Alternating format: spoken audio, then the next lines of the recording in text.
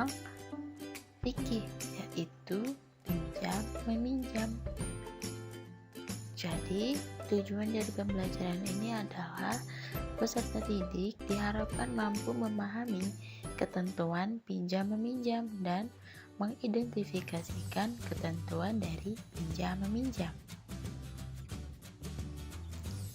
Sebagai makhluk sosial, kita sangat membutuhkan bantuan orang lain.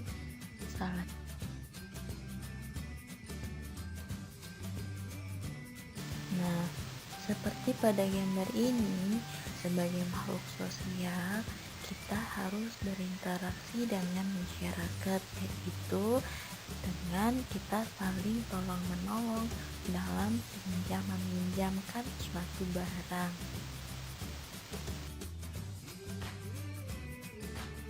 Nah, di sini ada bagian-bagian dari pinjam meminjam, yaitu ada pengertian pinjam meminjam, ada ayat Al-Quran tentang pinjam meminjam, ada hukum tentang pinjam meminjam, ada rukun, ada syarat, ada tanggung jawab dalam pinjam meminjam, dan ada hikmahnya juga dalam pinjam meminjam.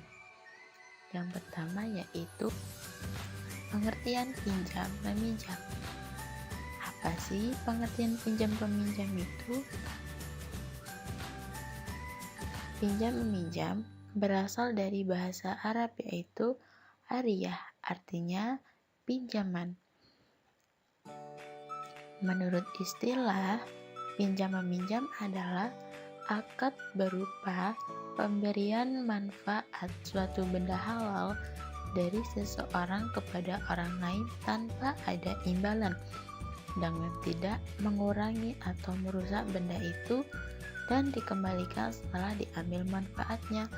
Jadi, pinjam meminjam adalah akad berupa memberikan pinjaman barang terhadap orang lain untuk diambil manfaatnya.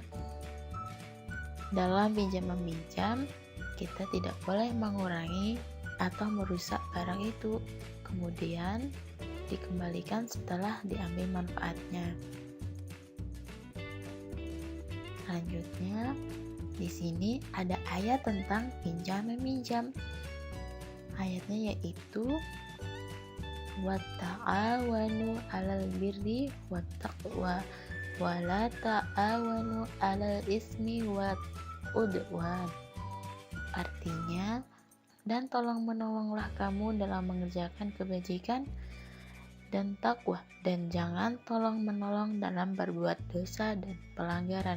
Jadi, kita sebagai makhluk sosial, kita harus saling tolong menolong dalam kebaikan dan janganlah tolong menolong dalam perbuatan dosa. Dalam pinjam meminjam terdapat hukumnya. Hukum dalam pinjam meminjam yaitu ada 5 bagian. Yang pertama, mubah. Dalam pinjam meminjam, hukum mubah artinya boleh. Jadi, hukum mubah ini merupakan asal dari pinjam meminjam. Yang kedua, ada sunnah. Artinya, pinjam meminjam yang dilakukan merupakan suatu kebutuhan akan hajatnya lantaran dirinya tidak mempunyai. Yang ketiga, ada wajib. Artinya, pinjam meminjam dilakukan adanya suatu kebutuhan yang mendesak, dan kalau kita tidak meminjamkan akan menemukan kerugiannya. Yang keempat, makruh. Artinya, dalam pinjam meminjam akan berdampak pada yang makruh, seperti kita meminjamkan hamba sahaya untuk bekerja kepada orang kafir. Yang kelima, yaitu haram. Artinya, pinjam meminjam yang dipergunakan untuk maksiat. Jadi, hukum pinjam meminjam itu ada mubah, sunnah, wajib, makruh, dan haram. Ada rukun pinjam meminjam. Dalam pinjam meminjam ini ada rukunnya ya. Nah, simak dari gambar ini. Yang pertama, adanya mu'ir, yaitu orang yang meminjami. Yang kedua, adanya musta'ir, yaitu orang yang meminjam. Kemudian adanya musta'ar, yaitu barang yang akan dipinjam. Dan kemudian ada akad ijab, yaitu ucapan saat meminjam, menyerahkan barang pinjaman. Yang kedua, dari akad ada qabul. Nah, akad qabul ini perkataan peminjam dalam meminjam suatu barang. Di sini ada syarat pinjam peminjam. Nah, di dalam pinjam meminjam ini ada syarat-syarat tertentu, yaitu yang pertama, kita harus balik. Yang kedua, harus berakal atau tidak gila. Yang ketiga, bukan pemboros. Yang keempat, tidak ada paksaan dari peminjam maupun yang si meminjam. Yang kelima, barang yang kita pinjamkan itu harus barang milik sendiri, bukan milik orang lain. Yang keenam, mampu berbuat kebaikan.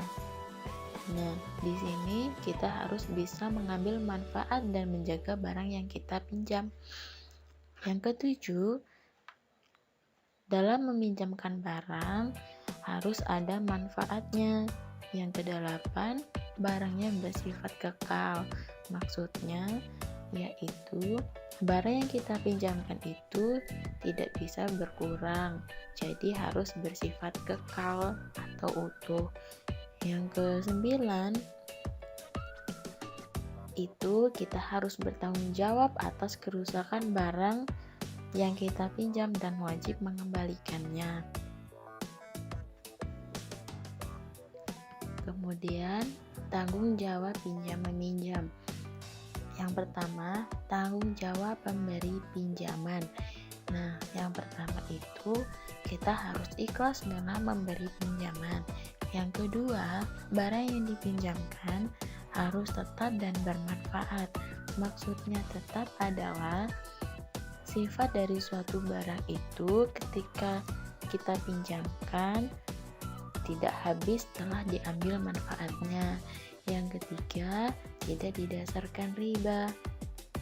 Jadi, dalam meminjamkan tidak boleh didasarkan riba atau mengambil keuntungan. Kemudian, tanggung jawab peminjam. Jadi, sebagai peminjam kita harus menjaga barang pinjaman. Yang kedua, dalam meminjam suatu barang, kita harus mengembalikan tepat waktu. Yang ketiga, memanfaatkan sesuai dengan perjanjian. Jadi, kita harus memanfaatkan suatu barang pinjaman sesuai dengan perjanjian yang kita ucapkan pada saat ijab qabul. Yang keempat, tidak meminjamkan barang pinjaman kepada orang lain. Yang kelima, apabila barang memerlukan perawatan, maka menjadi tanggung jawab peminjam.